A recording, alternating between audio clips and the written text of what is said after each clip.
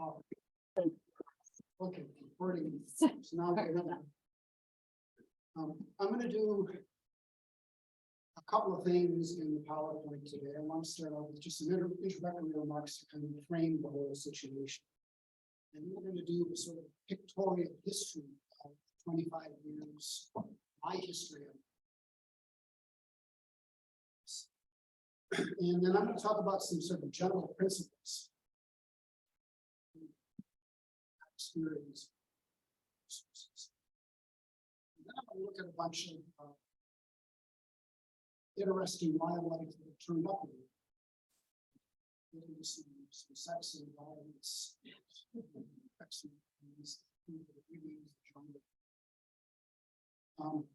The place to start is asking ourselves, what is it with lawns? The whole idea of having a large expanse and it's covered with closely trimmed non-native sodwoods.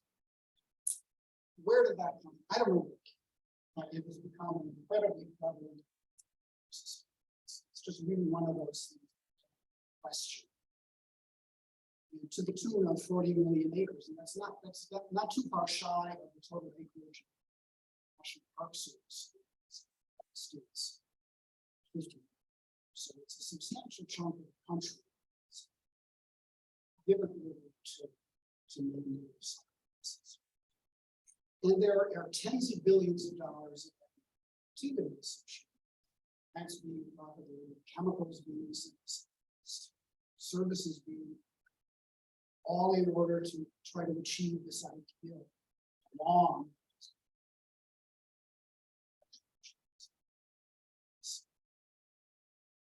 So it's a huge thing. It's a big important part of our society. I grew up thinking that was normal. Into the Vineyard thinking it changed my mind. Really. And I should say I don't eat every lawn. I grew up playing on lawns. The twins that live next door to us spend a good portion of their time playing 2-on-2 touch football with friends. But that's important stuff. They're doing physical activity, they're building good physical skills, they're learning how to work as team members, they're learning how to resolve disputes amicably in some of the but it's important stuff to be a kid and to do it. So if you have kids and you want to have a lawn for them to play with, that's absolutely no objection. But the thing you need to remember is classic American ecological costs and if you try to do it the way to make it look like pictures of things. Particularly on the vineyard where our soil is terrible and cloudy conditions, at least a month almost every summer. There are a lot of inputs that are required. You use fertilizer, you use pesticides to keep the bugs under control. You need to water a lot. So these things have impact to me. And there's also what economists would call the opportunities. What else you could be doing?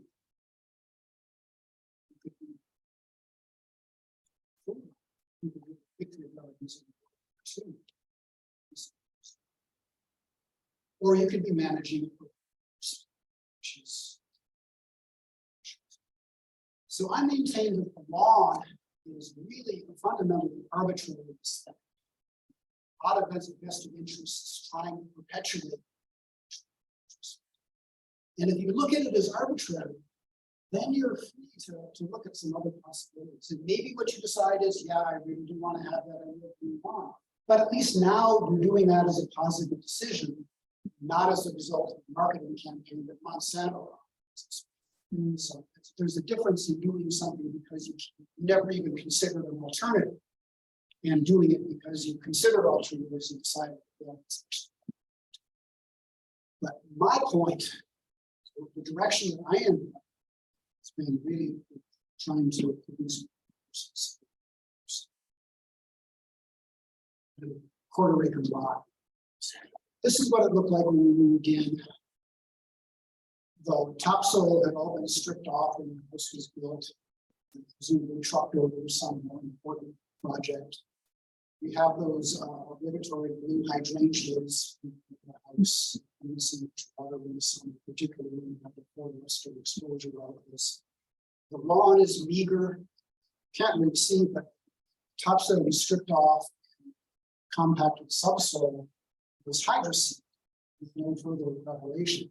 So the lawn was lumpy, the grass had no real root system that really been established. And the dominant vegetation was common weed called catswood, which is sort of a dandelion with flower, basil rosette, as far as it spread out to be about this big. And of course, because they're a basil rosette, nothing can grow under it. So it really had taken control. And I tried, I really did. Dug borders every spring and cleaned the borders out. I bought one of those pushy things that spread fertilizer. I tried using a pre-emergent herbicide. It's basically to get the catsia under control. It's basically cornstarch. When you spread it, it dissolves in the rain, coats the seeds, and then the seeds don't germinate. But what happened was that the local starlings found it, and one said, "Hey guys, snacks!" All descended by the hundreds and ate every particle of the cornstarch pre-emergent. So I mean, this is what it looked like in 2000. I had achieved some success. The lawn is still meager and patchy, weed prone. But I've got some purple coneflower and phlox and some daisies and some lavender, Asiatic lilies. It's not bad, but the amount of work that was going into doing this was just astronomical. I realized I want to bicycle and kayak, I want to go out and photograph bums, I want to look for birds. I don't want to spend my Saturdays doing weeds of flowers. So things started to depress pretty well. I was already at that point interested. From almost the moment I walked off the boat, I was involved in conserving rare species of habitats, central habitats. And so I was already starting to put some real plants. We have almost southern exposure. It's complete sun, 8 hours during the day at the height of the summer. So I put in the native species of prickly pear, actually a cactus that is native. Some blueberry bushes, which need a little bit of irrigation, and actually water them with reservoir from the humidity. And do you filter that? I'm sorry. From your dehumidifier, do you filter it at all? You just dump it right onto it? That's a great idea. So this is a stiff aster, very drought resistant aster. So I was already starting to add native plants, and I was trying to just sort of boost the workload. In 2009, this is what the front yard looks like. We've got lavender and some thyme, and it sort of adapted the principle then. If something is doing well, we just let it do its thing. So the thyme is started out as a patch, and it's small, and some coreopsis that originally found in the border. It made its way out into the yard on its own, germinated there. So I started mowing around the areas. Established. There's more of it not established. Started to sort of dominate it, the logical extension of this is things progressed. By 2010, I had big blue stem. This stuff gets to the 6 feet tall. Very impressive. It's a little blue stem. Over here is native mountain woods, which is a prodigious pollen. Everything goes. 2012, coreopsis really out of its mind. You can see I've got lady fern, ethereal. This is actually butterfly. 5, 4 of them died. This one, unfortunately, just died this past year. It's still starting again. The coreopsis looks very interesting. Lots of bees use it. It's going to see inches coming in. So it's a pretty good model. In 2013, this is what it looked like. Meadow is continuing to expand as you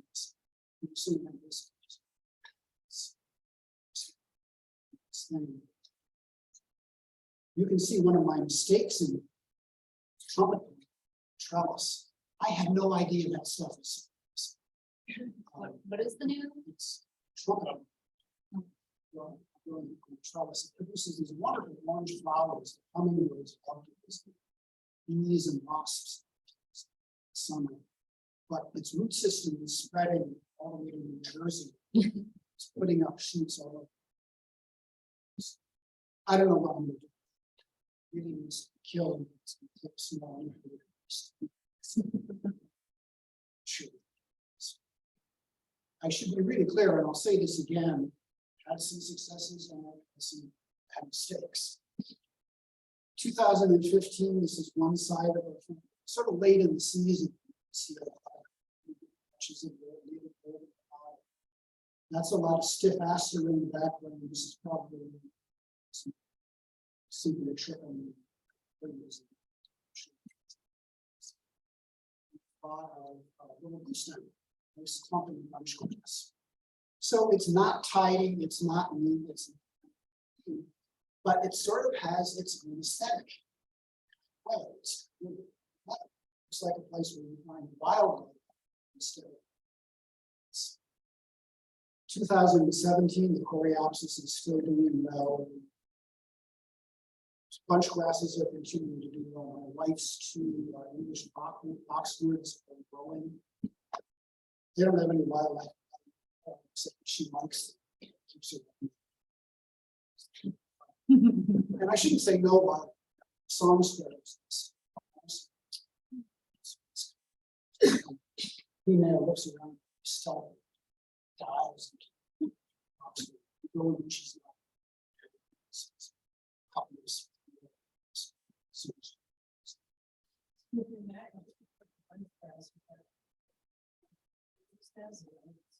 Yeah, it's a sort of a generic term for grasses that grow in clumps rather than sod.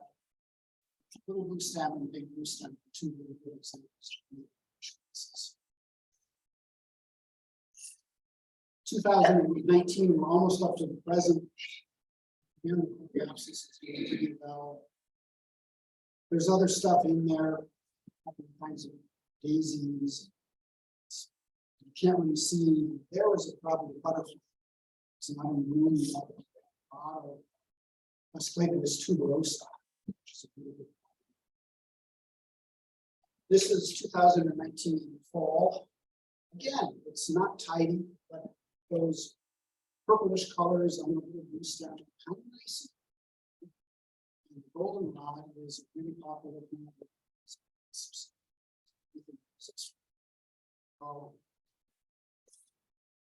And then finally, last summer, this is the best specimen. See, native bees. To visit. So that's the story. There was no plan here. I really hate doing this work. I'm going to stop doing it, see what happens. And then it was, well, that's doing well. I'm going to let it go. I don't like that, so I'm going to try cutting seed heads off so it doesn't produce seeds. I like this plant that I've seen out in the wild, so I'm going to snag a couple of seeds and come home. Just sprinkle them around and see if it takes. Experimentation. And this leads me to the cardinal. There is no right way. There are as many ways as there are yards. Experiment, try things, follow your interests. If you're interested in butterflies, research what plants are good for butterflies. If you're interested in bees, research what plants are good for bees. There are all kinds of resources out there on the web. They're easy to find. You all know how to do that. Just experiment and appreciate what shows up, because you will start to notice that more things turn up and more birds, more butterflies. If you want a concrete suggestion for one thing to do, take a 10 by 10 foot section of what is currently lawn. And this year, just stop mowing. Don't do anything other than. Next year, put some butterfly weed in it and roll it. And just see what happens. Have that be sort of a kernel starting. I want to tip my hat to my colleague at the University of which House here, who is the director of our Natural Neighbors, which was designed precisely to support people who are interested in doing this. There were some materials back on the table there, I'm sure, for Natural Neighbors. I included a couple of checklists and a little card on using my naturalist, which I hope to talk about too much. And a quick simple map if anybody wants to come over to my house afterwards and talk about some of the failures and some of the successes. And if the sun is out, I can probably keep a few bucks for you. There is a map. It's close by. It's easy to get there. It's just on the other side.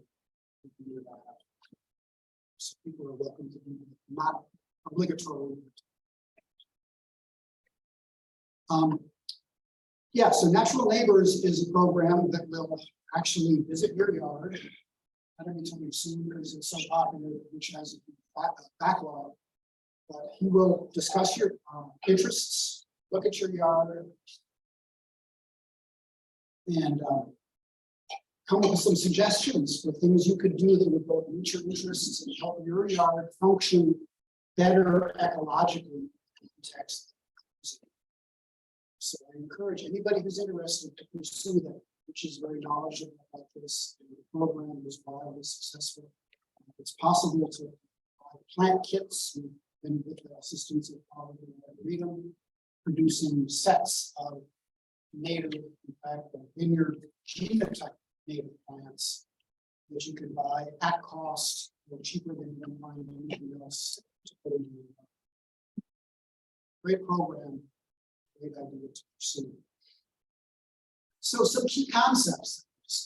Prioritize native species. As you've seen, I don't just have native species. And be guided by whether the wildlife seems to like it. Doesn't. But native species are the ones that are really at risk from invasive species, sort of homogenization, fragmentation. And there are closely co-evolved relationships between native plants and native insects.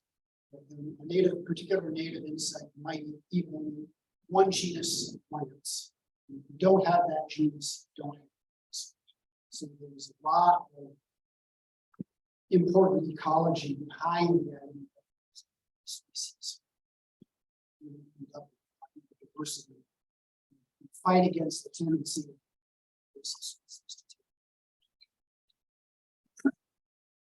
think about process and trajectory.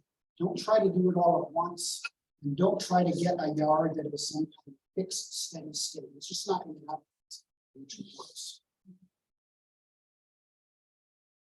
I try to kind of divide plants up into three kinds. There are ones that I want to encourage. There are ones that I don't care about, ones that I discourage. To encourage one, and as I said, two seeds or a couple more individuals from anywhere I can find it. And if it's one I'm trying to discourage, I may go out and yank a few out later. But the point is, I'm applying negative pressure on some plants, positive pressure. Over time, the species shifts in direction. Promotes structural complexity. It's a fancy eco-speak word for having a lot of three-dimensional structure. One of the reasons that we have the lawns, the traditional lawn, is so boring, wildlife perspective. Everything is short. It's all the same height. There are a lot of insects that like to be up high. So putting in some of those tall bunch grasses is a good idea. Putting in shrubs, if you can do it, is good. Just trying to have a range of heights. tangles of things. It's not all moving order. Consider the full life cycle. Often the pollinators, people think, well, all I need to do is put in flowers. That helps because the pollinators food supply. But what are they going to do the rest of the time? Where are they going to be spending the winter? Where are they going to lay their eggs? Every pollinator has pretty much specificity about what it needs for those other parts of its life cycle. They nest in hollow stems, they nest in the ground, they need to have bare soil. They may winter under leaf litter, which means you don't want to clean out your edges of your yard in the fall and when you get into the spring, because stuff hibernating in the yard. So we want to do a little bit of research and we want to think about the whole life cycle, egg all the way back to egg. Try to do as many. And finally, remember that specialization is the rule. It's not an exception. Most kinds of biology are specialists to some degree. And that means that diversity is a good thing. Instead of just putting in 50 specimens of one kind of pest, why not put in 10 specimens of 5 different species? You're going to get more diversity.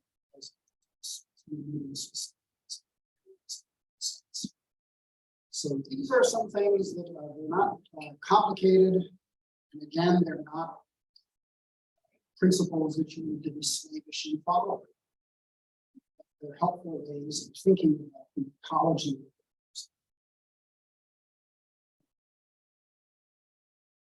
I've had pretty good results, I gotta say.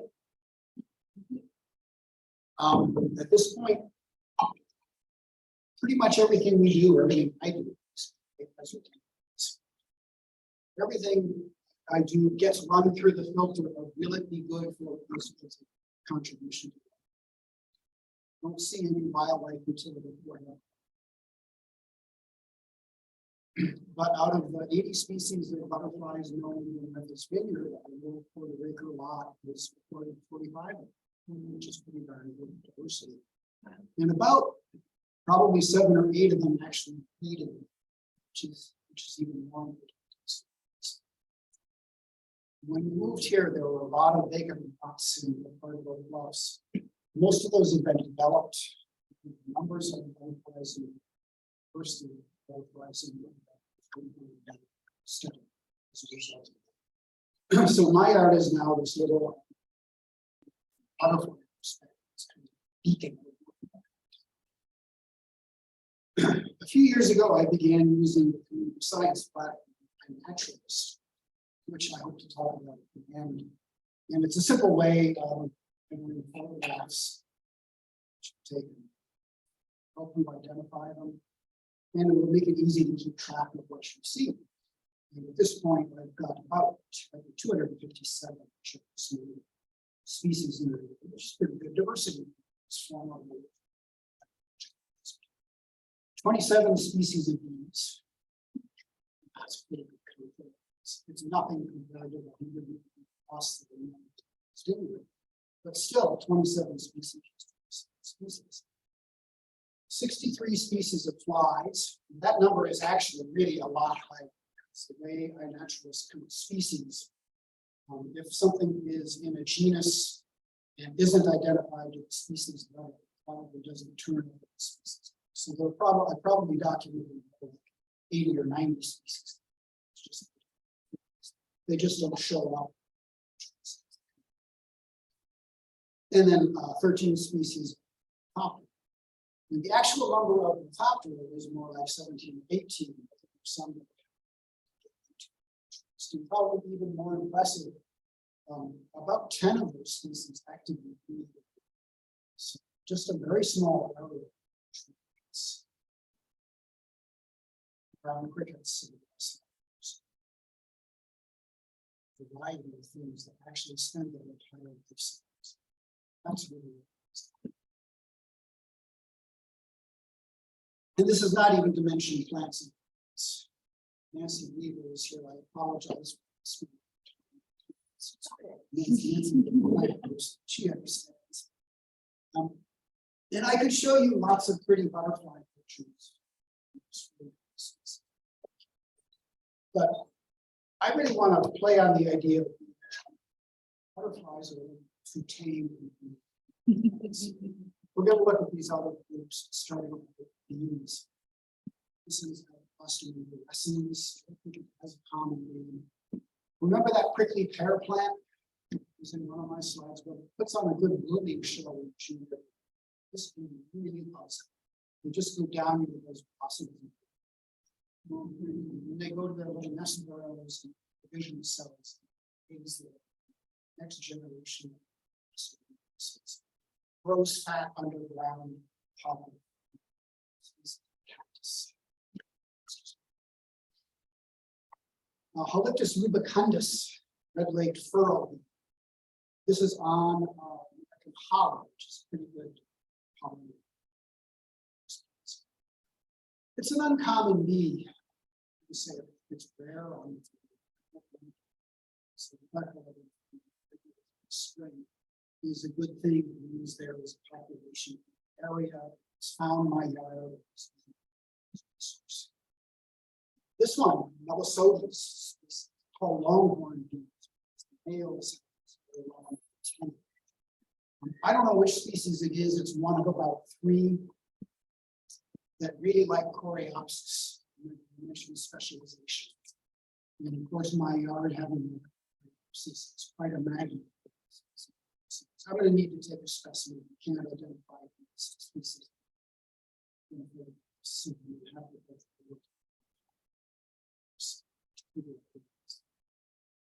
But in a typical yard, you're not going to find any of this.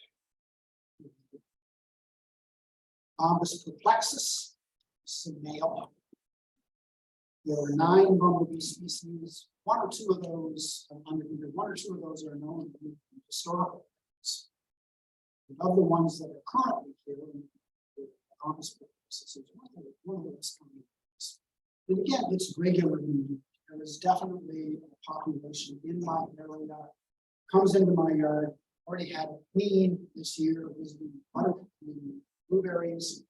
She will establish a colony and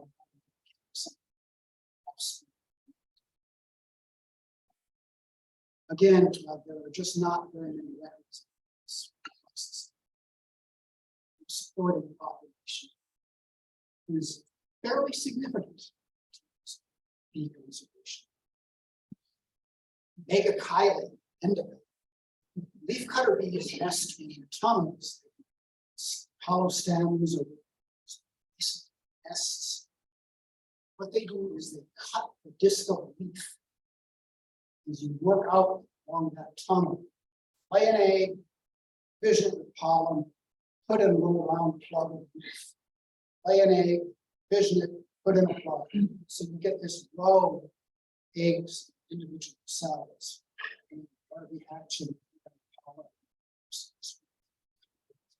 One of the nice things about Megachile, see that furry tummy of this female?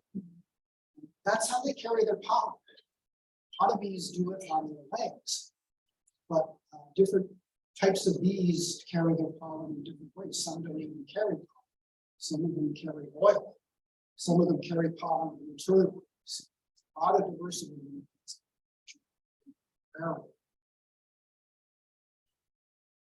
This is leafcutter bee. It's fairly common. Can't really.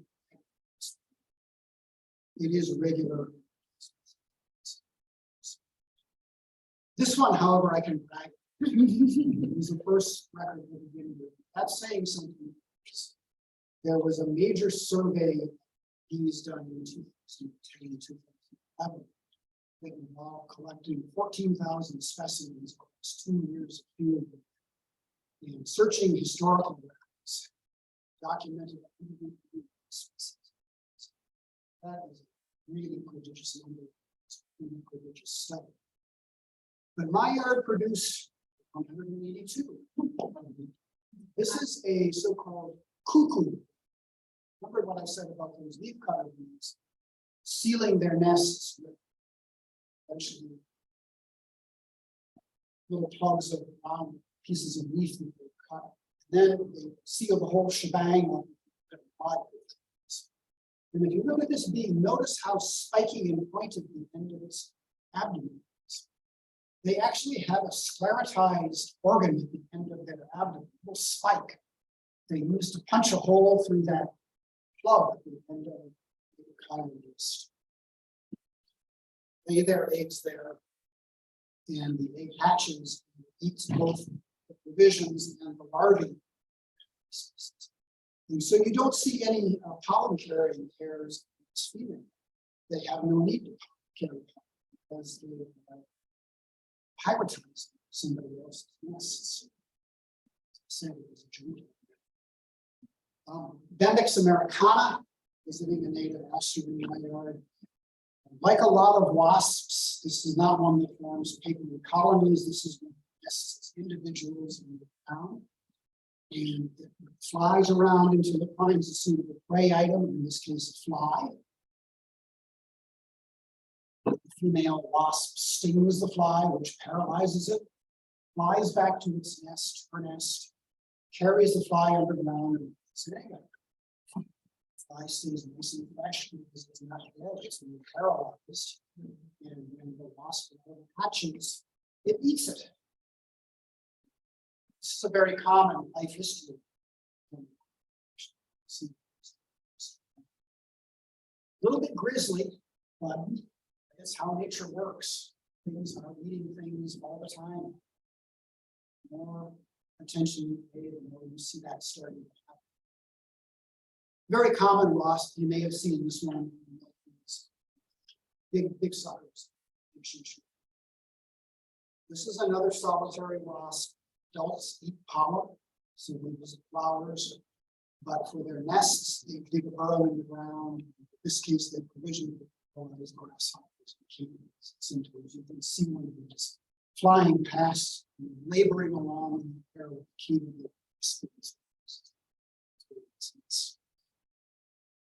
And this is a bee wolf. This is gibbosis. Same deal, only in this case, what they prey on are bees. Catch a bee. This is a male, actually. Females are bigger, a little bit more robust. Just one more thing, eating this prey. You might think that's a wasp, but it's not. It's a fly. It's a butterfly. It's a serpent. Larvae try to with adults visit flowers. They're pretty good pollinators. Visit a variety of flowers and Mylesia virginiensis, a big, better than an inch long. It produces really deep pitched humming lights. So really sound like a huge wasp. It's a long time before I could touch with it. No, don't do that. You're going to get stung. They're perfectly harmless. Opomyza. This is a non-native. Almost half. So, curious situation that shows you how much transport from human commerce. But the larvae of Opomyza are what are called stem borers. The adult female lays a stem of grass, and the larva, when it hatches, chews its way in, and when it reaches maturity, it's concealed. It's protected very nicely inside. Nice uniform temperature, uniform humidity, nothing can find it. And it's able to eat the tissue on the inside. Has to come to maturity. And remember that patch of big root stem showed you earlier. This is where Opomyza is. These huge 5-foot tall stems of big root stem have a lot of hollow area inside of them that would be perfect for stem borer to grow. So that was an unexpected outcome of the plantings for the genetics. Tetanops liridopenis. This is another very infrequently reported species. Almost nothing was.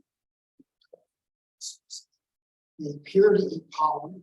This one is not quite open. Queen Anne's plant. But In iNaturalist, there was only one other, aside from the reason in my yard, was one other record for the species. Poking around in Massachusetts, poking around in the Massachusetts. It may not be rare. There are always sampling biases. People aren't much interested in flies. So we're studying it.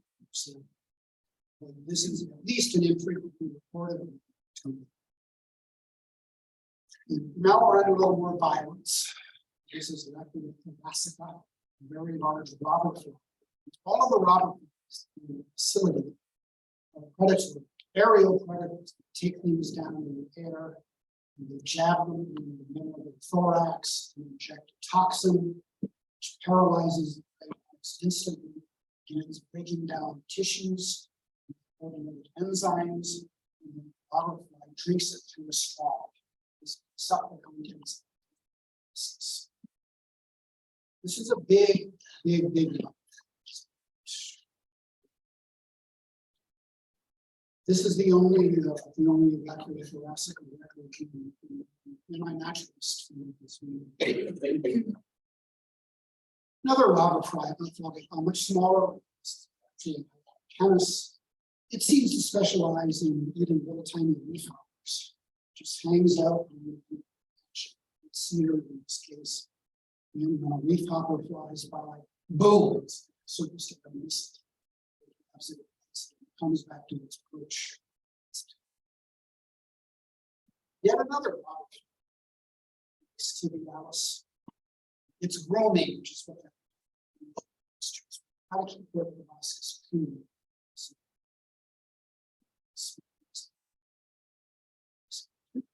I haven't noticed much prey preference in this species. They're probably generalists. Reasonably common, but find them in natural, fairly widespread. Myopopycaria. These are another species that are actually parasites. And if you look at the whole family Canopidae, look at a female, they almost invariably have a little hook-like organ at the end of their abdomen. And what they do with that hook is essentially use it as a cannon. When the fly comes by, they chase it down, they grapple with it in the air, and they use that little hook to pry apart the segments in the abdomen of the bee, and then they inject a big into the segments. Catches fly maggot matures by eating the bee from the inside out. It's ready to mature, exits the bee, which may or may not be dead, certainly will be dead shortly. And we have an injection of carrier. Tiny, these are only about half an inch long. Smallest of these. There are bigger ones that I've seen to the kind of these. It's really nice. It's just whack. Hit it, grapple in the air, separate. The bee is the whole family, Tachynidae, are parasites. The females lay their eggs on suitable prey species. Egg hatches, the maggot crawls, chews its way into the prey item, eats it from the inside out, and eventually Tachynidae. This is an interesting species, actually, common in the islands. I see them out in the state forest in very large numbers, where I think they're an important pollinator of bearberry and blueberry. They visit those things much more than bees do. And in this case, this Tachynidae fly is cutworm. Across the very large family of Tachynidae, all kinds of things get species. Quite a gnarly looking. So we'll move on to it's not so much violence section. Some of my favorite species. This is the robust Bustus. And I wish I had brought come equipped to do sound remix. The call of these things just amazing. It's louder than cicada. It just sounds like your teeth are being drilled. It's an incredible grating sound. And what they like to do is to get into this position on the bunchgrass stem. In this case, we used in the call. So they're off the ground so that their calls are radiated. Most of they call it sometimes. And if something disturbs them, they just let go and boom, they go down like an artillery shell into the piece of bunchgrass. And they're in this camp. So they're safe, but they're prominent. Remember when I was talking earlier about principles and you mentioned structural complexity. This is a really good example of structural complexity. Wouldn't get this katydid when we didn't have to. Something really cool. Only it's 100 times louder.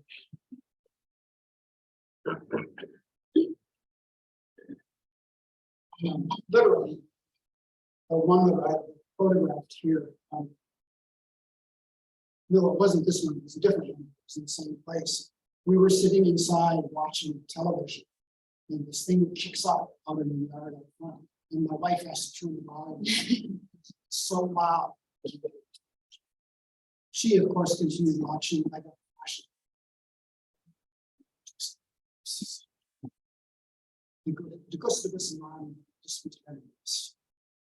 Scuderia fricata, pretty common katydid, but you don't find it in yards, which again, because yards don't offer the structural complexity.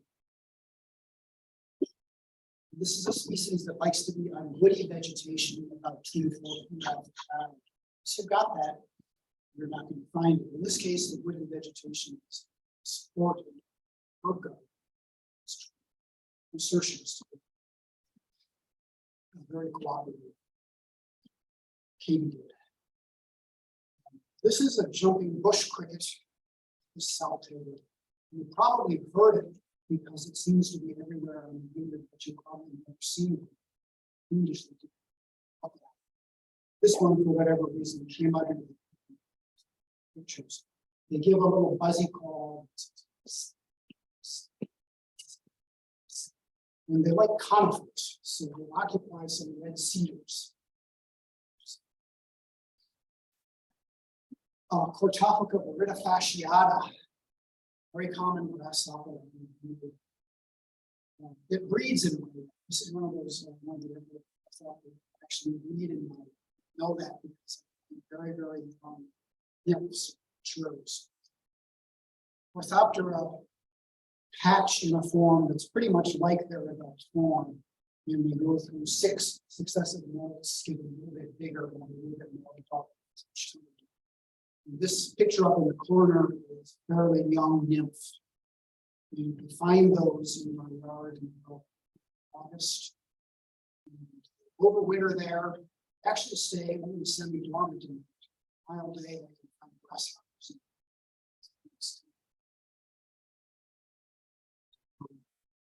And then in the spring, they mature. Lay their eggs, which they hatch. This brief period in summer when last year's adults, last year's adults, and this year's nymphs are still very young nymphs. The 2 generations actually overlap. And finally, this is undoubtedly the most abundant grass. It's a common company. Again, it breeds there, and we know that because it's very young. What we call first instruments, freshly.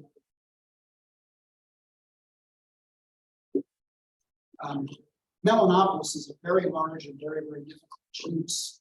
Just sort of parenthetically, you see this organ here.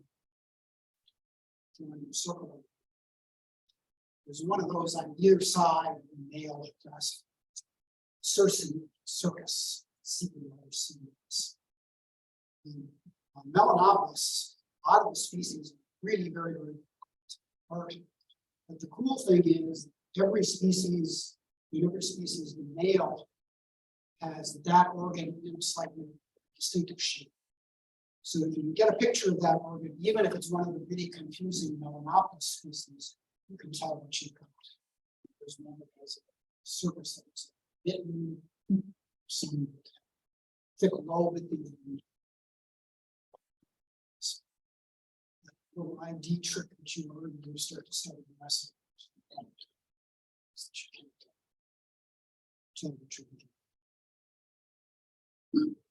So I want to talk a little bit about presentation.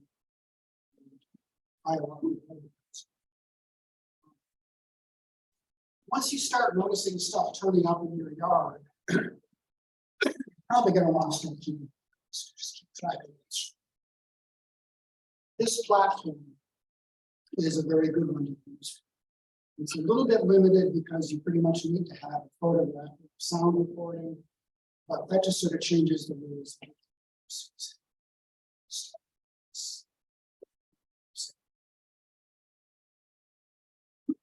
It's a global platform. You can see it's got almost 138 million observations in it. 427,000 species have been documented in it worldwide, and there are 6.25 million users. So it's a huge, huge, huge database. When you set up an account and log in, this is an example of a page that you land through. And you can control what shows up in this feed. So in some ways, it's similar to social media. But you can control, you can subscribe to things. Subscribe to the top of Massachusetts. Subscribe to the upper family, genes, every record that meets those criteria, every observation shows up in the feed. Identify. You get a notice of new things that have happened. Observations. Important to note that under the More tab here, there was a really powerful help section. So when you start out with my naturalist, you can get help reading online. There is also Martha's Vineyard Atlas of Life program, which is the one that I directed for University Works. This is our website. There's a resources section there. And actually have a couple of recorded webinars that using the naturalist. Using something to keep in mind. This website also has a lot of species checklists. So, for example, if you want to know what other things are going on in this one, you can go here. You can do a checklist. Or you can even download an annotated checklist that has extreme frequencies. So I'm not going to say anything more about it. If you search for the Martha's Vineyard Analysis,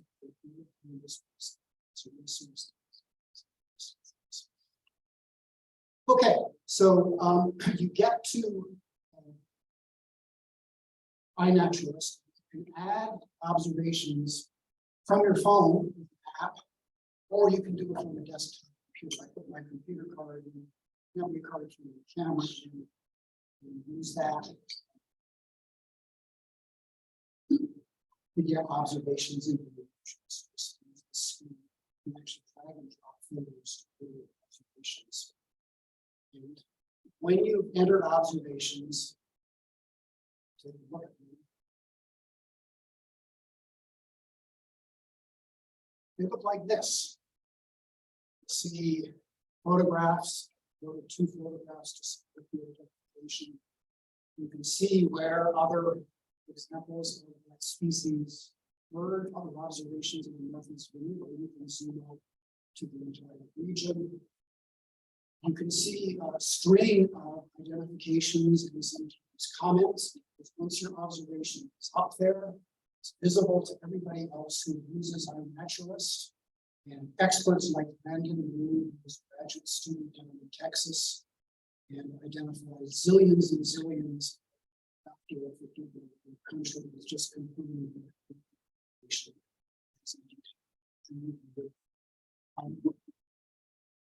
There are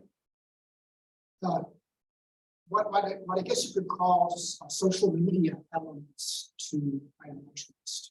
Everybody's got a profile. Here's Brandon's. You can follow Brandon if you want to, and follow him, stop following him by clicking on him. And so all of his observations turn up in my feed as I'm following him. I can message him. I can tag him in observations. Say, Brandon, could you take a look at this, please?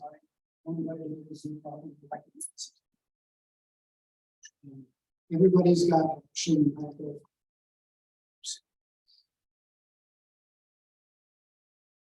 You can see, you can get to all of my identifications, all of my observations, see who's following me, see who I'm following in this platform. And you can actually develop relationships. A couple of some bee guys that follow pretty closely. I have no problem at all tagging observations, discussions, comment section observations. So, because it's a giant database, like any other database, you can filter things. You can select a subset of observations.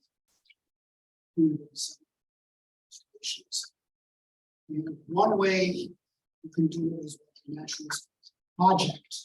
You can identify the geographic area, time frame, and say that every observation from that area, excuse me, within that time frame will automatically show up in that project. And that's what our Martha's Vineyard does. You can see we've got more than 20,000, 24,000 observations from 3,300 species. And if you want to narrow your search down, because this is a database, you can add filters. You could look at just the records for, say, dragonflies. 161 observations, 18 species represented. You can see them sorted by the number of observations here. Diatry hyopenis, which we looked at earlier. You can see where the observations occur on this video. Pretty widespread. You can use the filters to select person, place, just put in my username. Now we're going to select not just for Martha's Vineyard and robber flies, but for Martha's Vineyard robber flies, that pelican found, pelican found. Back out using space key. So it's a really powerful way of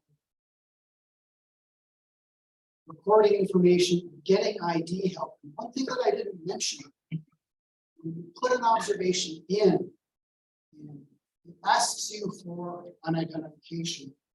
And when you put that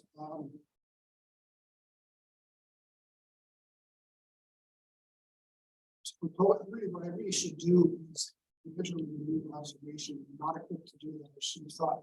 But there was an artificial intelligence facility in iNaturalist that will actually propose identifications as a visual similar to photographs and a huge database.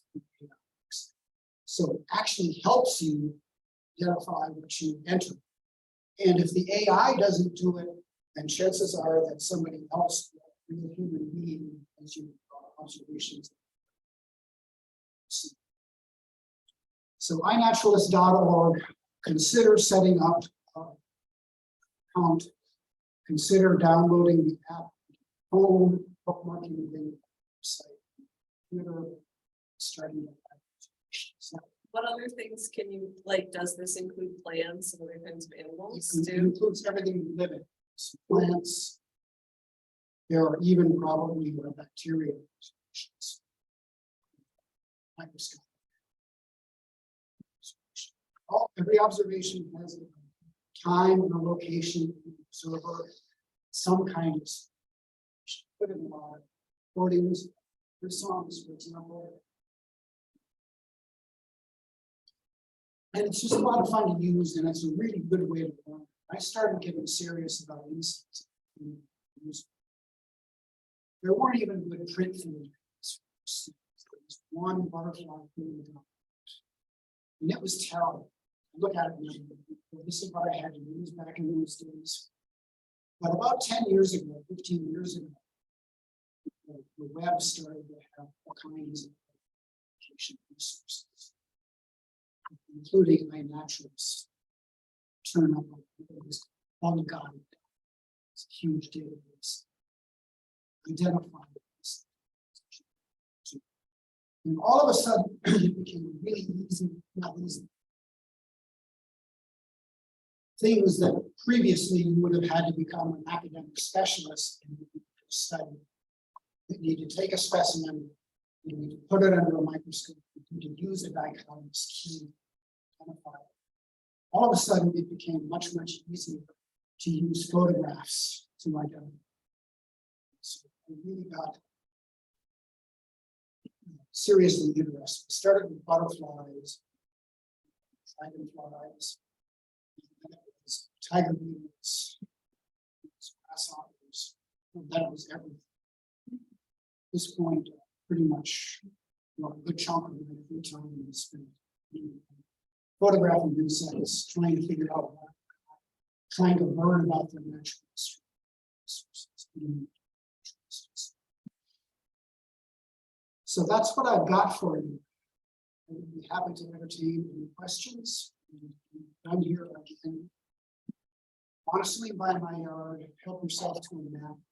You see the details in the box. Yeah. So we talked about, we actually have a meadow in my yard, but I have a specific question about what I think is an invasive plant called blackberry. Would you consider that invasive? Because I'd like to get rid of it. Every year we do mow the meadow back like sometime in November, just let it lie. We go back at the grass and just let it lie. And if we now we get excited because we have no idea what's going in the meadow. But the blackberry makes them crazy. Well, do you think that's worthwhile? Is it a native species? Is it just invasive? it is a native species, and invasive is a functional definition. If you consider it invasive, then it's invasive. I think the best I can suggest is putting on long sleeves, leather gloves, and snipping every cane off at the base when it's right at the peak of its growth. Yeah. Weaken it over time. I might leave a little patch because you can eat the berries and birds are going to like the berries. And it's also a really good tangly kind of vegetation that goes to nest in. But yeah, exactly. If you don't like it there, take action, thin it out, put it on that downward trajectory in terms of its abundance by cutting it, whatever you can think of to not. Yeah. The spray trucks. Oh, the oh dear. I honestly don't know if they are using permethrin, then it does affect. Because permethrin is. I don't know what chemicals they're using. I'm not a big fan of broadcasting chemicals, particularly chemicals lethal to the entire class of insects. I do understand about ticks. I do understand about mosquitoes. My solution is, rather than trying to retrofit the entire universe to get away from the problem, is to take the responsibility of putting repellent on myself, doing tick checks, having it be my responsibility to keep those things from biting, rather than nuking the entire insect community. That's just me. Yeah. Did you find an increase in ticks when you started doing? No, I didn't. Huh. I rarely find a tick in my yard. Pretty much always. It's because I bought it. Yeah. Ticks like, particularly deer ticks, like humidity. And because most of my yard gets a lot of sun, it's grassy, there really isn't very good habitat. And I also am very fortunate because ticks don't bite me. Lucky you. I rarely find a tick out of me, spiders. Definition of native species, because at some point, everything started. So. You know, it's been here 100 years, it's still. Well, I think the definition that I would use as native species is it was here before European settlement. You're right, it's a problematic concept. If something has been here 300 years, it's not causing problems. I wouldn't call it native, but I also wouldn't worry about species that fall into that category, including most of those native flies. But what's happening is that native species, they evolve in a particular place and time in the context of a bunch of other native species. So there are very specific relationships, a lot of specialization. And what happens with non-native species is really affecting generalist species get transported all around the world. And because they're generalists and highly adaptable, they become hyperabundant, start to crowd out all the specialized species. So diversity goes down, every place starts to look like every place else. That's why the difference between the species started to lose those specialized groups because we're ending up with habitats that are getting more and more dominated by these worldwide generalist species, probably originated in Asia, but have gotten here by means of human commerce, proving to be a little bit too successful. There was a question over here first. Yeah. Did you get any pushback from your neighbors who looked like you lived in a regular neighborhood? It's a vineyard. It's a vineyard, who cares? Some of my neighbors have traditional yards, some of them don't. Nobody has complained. They do complain. Afraid I have to tell them, I'm sorry. I'll just add really quick. A lot of people, we had a no mow May talk with Samantha Look from the Conservation Society last week. And a lot of people feel more comfortable doing things like this if you put a sign in your yard saying, this is intention. Like, I'm doing this for purpose. You don't owe anyone that and you don't have to do it, but there are free signs that you can download and things like that. And people often, I often see people, particularly when the butterfly weed is in people, Coreopsis is in people. When people will stop and say, God, that looks really good. But I can also remember a time early on in the house cleaners, the house next door came out, and I could hear them speaking, but it was in Portuguese, so I didn't know what they were saying. And they're looking at my yard and they're talking to me. One of them goes, turn around and walk away. Universal line just in the back. So I don't love. I love the crop of garlic mustard, which I learned from my friend. Is really invasive and destroys the soil underneath. So I decided to put it out, and she comes out fairly easily, but I'd love to know about removing invasive species because some are in there, not replacing it. They broke off, so I got the seed and flower and it was hopefully the seed sprout or hold it up on the top. But the point is, does it go with, should I be pulling the roots out? Is that what the construction? Yeah, ideally you pull them the whole thing out. I think they're a biennial plant though, so in that case, it doesn't matter so much. If they've gone to seed, then you've got seed bank and keep coming up. But with a perennial, you do need to get the whole system out, kill the entire sprout. So it's running in the age of Yeah, it depends a little bit on the life history of the plant that you're concerned with. But yeah, garlic mustard only got here about 15 years ago. And it's all so it's spread in landscapes. you can eat it. They do it, so they actually have a sign at gas with it, so my friend was telling me that you have some chocolate, she made some. But the point here, there's, but the things we have to shop or something, was the cyanide gases and. She said she used it before the summer. And she didn't, nothing happens. Yeah, I did a bunch and I'm okay. I'm Right on the skeptical about the cyanide gas. Okay. But that, I'm skeptical about the cyanide gas. Other questions? Yeah. She says.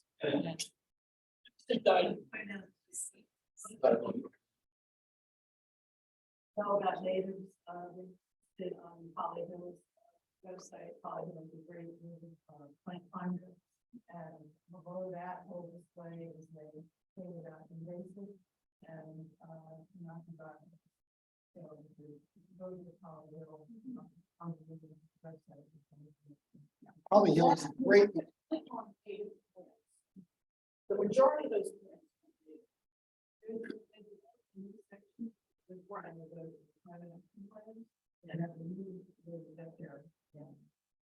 Holly Hill is a great resource. Work closely with them.